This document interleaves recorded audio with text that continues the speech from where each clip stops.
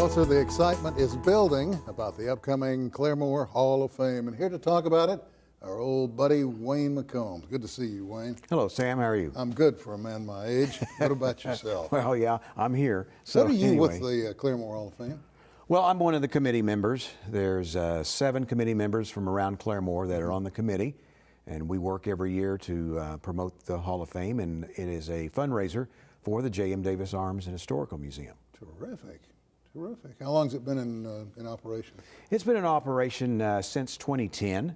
So 2018 is our newest inductees, and that'll be coming up April the 24th at the Claremore Conference Center. Have they been announced, or is that? Yes, no, they're announced. The 2018 Hall of Fame members are Paul Neely, who was a businessman here in Claremore and did many things for Claremore, and was a member of just about every sort of organization, civic organization in town, helping tremendously.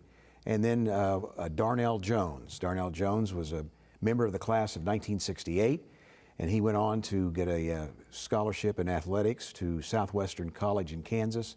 And he has been an attorney and a judge, and now he's a federal judge the last 7 years in Philadelphia.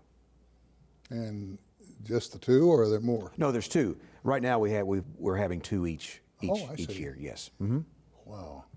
Well, I know that a lot of folks don't realize it, but Claremore has its share and has had its share of distinguished citizens pass through its ranks. Well, you're right. For a town our size, we've really had a diverse list of people that have done wonderful and great things here in Claremore, and went on to other things. Of course, Will Rogers, probably the most famous citizen, and Clem Rogers, which was his father, which was a member of the Oklahoma Constitution, and Rogers County is named in his honor. Also, others include one of my favorites is J.M. Davis, with the J.M. Davis Museum and this hotel and all that he stood for. And then also we have Patty Page, who in the decade of the 1950s sold more records than any female artist in recording history, and went on to the 70s. And of course, she was a darling, man. She was here on your show. Just a really sweet lady. Really kind lady. And then Green Grow the Lilacs, or Oklahoma. Right. Lynn Riggs, of course, was from here and wrote many plays, not just Green Grow the Lilacs that turned into the musical Oklahoma, but he was also a playwright.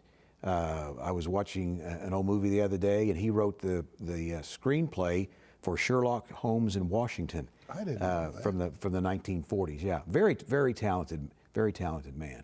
My goodness. Stuart Roosa, an astronaut, was on the 1971 moon landing. Also, Andy Payne, who won the Transcontinental Foot Race, which really was the promotion. I've read about that. It's hilarious what happened. What a he just signed up. There wasn't any months of training or special shoes or the clothing now that doesn't sweat or whatever. I mean, he just took off, and he was from Foyle and Claremore, and really it was to promote the completion of Route 66, and then when I got up near St. Louis, they headed toward New York, and he won that race. In fact, the commemoration, the 90th commemoration of that event, is coming up April 14th. There's going to be a caravan starting at the Blue Whale and going up to Chelsea for that, and they'll have a stop at the J.M. Davis Museum around 10 o'clock on April the 14th, and there'll be some ceremonies and things like that to commemorate his 90th anniversary of his. Now, all these folks you've named, are they inducted? Have they been? Yes, they are. And then last year, of course, we had Dr. Mosier. And if it wasn't for Dr. Mosier, you and I would be sitting in this building talking on. We'd be out in the parking lot. That's right. But he was the man that was so innovative. Took Oklahoma Military Academy, which had seen better days in attendance and buildings and academics, and turned it into a 2-year comprehensive junior college and a university, and then later on it became Rogers State University. Are you from here? Yes. We moved here in 1958, and I attended OMA. For all practical purposes, it's home. Yes, that's right. Ever strike you as odd when you're driving home after a hard day or coming to work? How many really contributors are from this neck of the woods?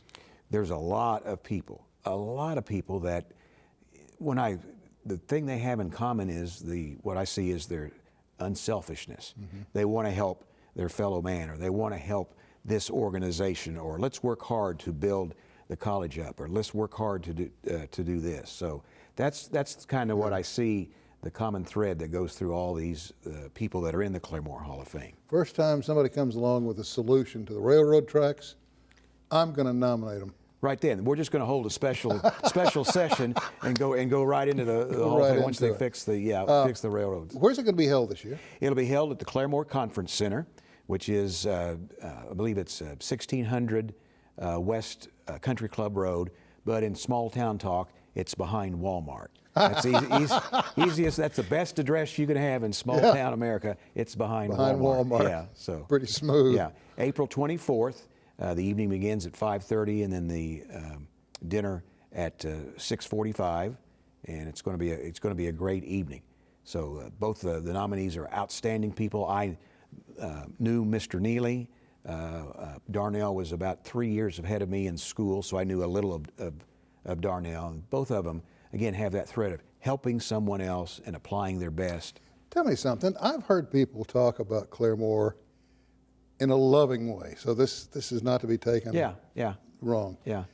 Tulsa, Oklahoma City, other towns, cities in the state, as soon as somebody graduates from high school or graduates college, they're gone. What keeps them here? Because I've heard talk that so many of the young ones choose to stay in Claremore. I think it's I think it's the feel of the city you get. You get that small town feeling, but you have that can-do attitude. Let's fix this. Let's work on this problem. And there's a core of people here that come together quite often, and let's get together for the common good for this area. Plus, with the advantage that where Claremore is located, you can work in a metropolitan city like Tulsa, which I did for over 22 years. I lived in Tulsa and worked in Tulsa, and that was great. It was fine. But then when my wife and I started having children, and one day there was a car screeching in the street in front of our home, and our kids were outside, and we both ran to the front door to see if there was a problem with our child. Well, there wasn't, but we kind of I want a place where the kids are outside, and where are they? Well, I don't know. They might be fishing, or they're riding their bike down the road, or they're doing this. You still have that small town feel without some of the problems you could have in a larger city. Michael Wallace tells me that Claremore is like a handful of small towns across Oklahoma, where you might look out your window and see some guy walking down the street with a rod and reel over his shoulder and a tackle box in his hand, headed somewhere to fish.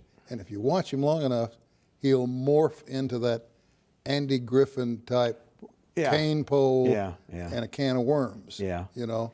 Claremore is a little Mayberry-esque. I mean, Claremore has their problems, and we had that horrible incident with the schools a couple of weeks ago. And thankfully that turned out for the best. But the story in that I read where the police chief said, it brought us together almost immediately. There were 4 or 5 churches. You can stay at our place. Here, let's go get the kids some pizza while they're waiting for their parents. So you still have that, let's come together to help this situation. That exists in this town. That's Wayne, right. thank you. That's right. You're welcome. Thank you, Sam. Appreciate you, bud. Thank you. We're all out of time, and thank you for joining us for this edition of Perspectives. We'll see you again next time.